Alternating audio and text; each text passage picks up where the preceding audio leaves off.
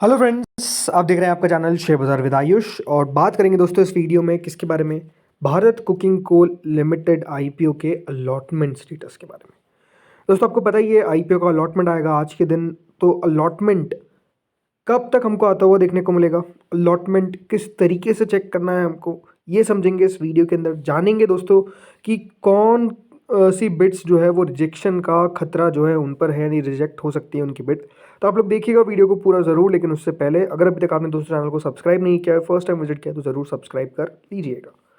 तो दोस्तों बीसीसीएल, जैसा मैंने कहा, आज के दिन याद रखिएगा आईपीओ का अलॉटमेंट आएगा। अगर आपको अलॉटमेंट मिलता है वो खुशनसीब आप निकलते हैं तो 23 रुपये का आपको एक शेयर मिलेगा। कुल मिलाकर याद रखिएगा आपको 600 शेयर मिलते हुए नजर आएंगे एक लॉट के अंदर, ठीक है। सो दोस्तों सबसे पहले तो हम समझते हैं कि सब्सक्रिप्शन किस प्रकार का आया था, फिर हम जानेंगे कि किस तरीके से यहाँ पर अलॉटमेंट के चांसेस बनते हैं। देन अलॉटमेंट पे बात करेंगे कहाँ पे चेक करना है। पहली बात तो दोस्तों जो क्यूआईबी कैटेगरी थी उसको मैसिवली सब्सक्रिप्शन मिला, लगभग 310 गुना। याद रखिएगा क्यूआईबी पोर्शन सब्सक्राइब होता है, यानी अपने आप में आप देखिए क्यूआईबी ने 56,000 करोड़ से ऊपर लगा दिए। एक बात आप समझिए कि अगर क्यूआईबी का आपको इतना पैसा आता हुआ देखने को मिल रहा है तो it's a very big positive for the company. मतलब जो आईपीओ आपको आता हुआ देखने को मिल रहा है, रीजन बीइंग इतना पैसा आने का मतलब ये है कि नो डाउट क्यूआईबी को कुछ तो लगा होगा, इसलिए पैसा लगाया। एचएनआई कैटेगरी को देखिए 240 गुना दोस्तों एचएनआई पोर्शन सब्सक्राइब होता हुआ दिखा है, जिसमें जो बिग एचएनआई कैटेगरी है वो लगभग 275 गुना सब्सक्राइब हुई है। अब इस बात का ध्यान रखिएगा कि अगर आपने बिग एचएनआई के अंदर अपनी एप्लीकेशन लगाई है तो लगभग आपको 54 में से एक को अलॉटमेंट मिलेगा। कितना? 54 में से एक। स्मॉल एचएनआई कैटेगरी दोस्तों लगभग 22.78 टाइम सब्सक्राइब होती हुई दिखी है। 222.78 टाइम सब्सक्राइब होती हुई दिखी है। सो यहाँ पर याद रखिएगा अलॉटमेंट मिलेगा लगभग 201.48 में से। जी हाँ, 201.48 में से याद रखिएगा एक व्यक्ति अलॉटमेंट लगेगा। तो बिग एचएनआई स्मॉल एचएनआई हो, दोनों में अपने आप में आप कह सकते हैं कि अलॉटमेंट मिला थोड़ा सा टफ है। रिटेल कैटेगरी अगर आप देखेंगे तो लगभग 49.37 टाइम सब्सक्राइब हुई। अब इस बात का ध्यान रखिएगा रिटेल में जो सब्सक्रिप्शन हमको आता हुआ देखने को मिला application wise, it is around 31.4 times. जी हाँ, तो रिटेल में अलॉटमेंट याद रखिएगा 49.37 में से एक को नहीं मिलेगा, 31.4 में से याद रखिएगा एक को मिलता हुआ देखने को मिलेगा। अब यहाँ पर भी देखिए हो सकता है कि काफ़ी लोगों की बिड रिजेक्ट हो जाए। क्यों? देखिए काफ़ी लोग थर्ड पार्टी यूपीआई का यूज़ करते हैं।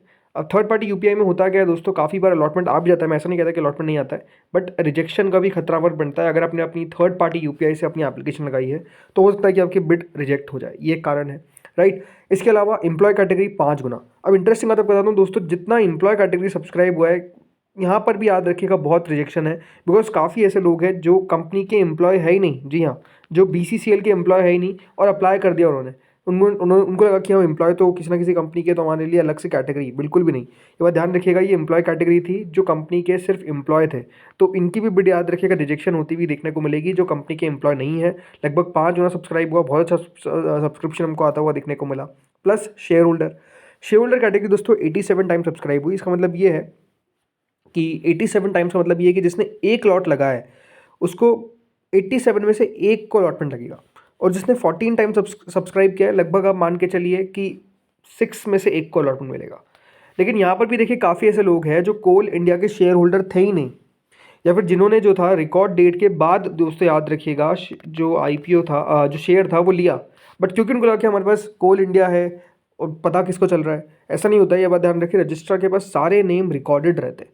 तो अगर आपके पास शेयर नहीं था या फिर रिकॉर्ड डेट तक नहीं था, उसके बाद आपने लिया, और जिनके पास नहीं भी था तो उनकी भी याद रखिएगा बहुत बिट जो है वो यहाँ पर रिजेक्ट होती हुई देखने को मिलेगी। काफ़ी ऐसे लोग हैं जिन्होंने अप्लाई कर दिया है और याद रखिएगा उनका रिजेक्शन का खतरा है। तो ये 87 टाइम्स से आपको कम होता हुआ देखने को मिल जाएगा, रीज़न भी क्योंकि रिजेक्शन होता हुआ देखने को मिलेगा। बट अगर अभी हम मान के चलते हैं कि 87 टाइम सब्सक्रिप्शन आया है, तो बात ध्यान रखिए लगभग 87, जिसने भी 14 लॉट्स लगाए तो 87 में से 14 लोगों को अलॉटमेंट लगेगा, विच मीन्स मतलब अब ये मान लीजिए कि यार 6 में से एक को अलॉटमेंट मिलेगा जिसने 14 लॉट लगाए, राइट। फिर उसका आप कम करते जाइए, तो सबसे ज़्यादा पॉसिबिलिटी उनकी है जिसने 14 लॉट्स याद रखिएगा इस आईपीओ में अप्लाई करें।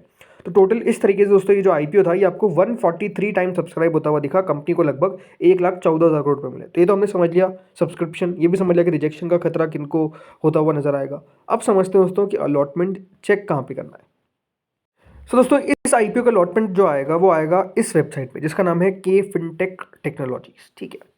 के फिनटेक पे याद रखिएगा इस आईपीओ का आपको अलॉटमेंट आता हुआ दिखेगा। अब पहली बात तो ये बात ध्यान रखिए, अलॉटमेंट हो सकता है कि थोड़ा सा आपको लेट होता हुआ देखने को मिल जाए।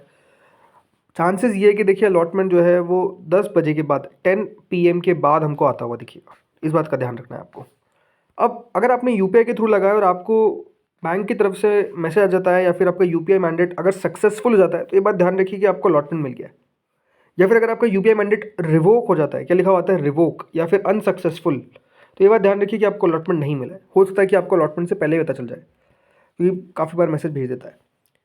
ठीक है, इसके अलावा जैसे मैंने कहा 10 बजे के बाद याद रखिएगा चांसेस है ज़्यादा है कि इसका अलॉटमेंट हमको आता हुआ देखने को मिलेगा। जैसे आएगा वो मैं कम्युनिटी पे अपडेट कर दूंगा। यहाँ पे आपको जाना है। अभी अगर आप देखेंगे नाम जो लेटेस्ट दिखा रहा है वो है गेबियन टेक्नोलॉजीज़ का, यानी अभी तक दोस्तों जो अलॉटमेंट है वो आउट नहीं हुआ है।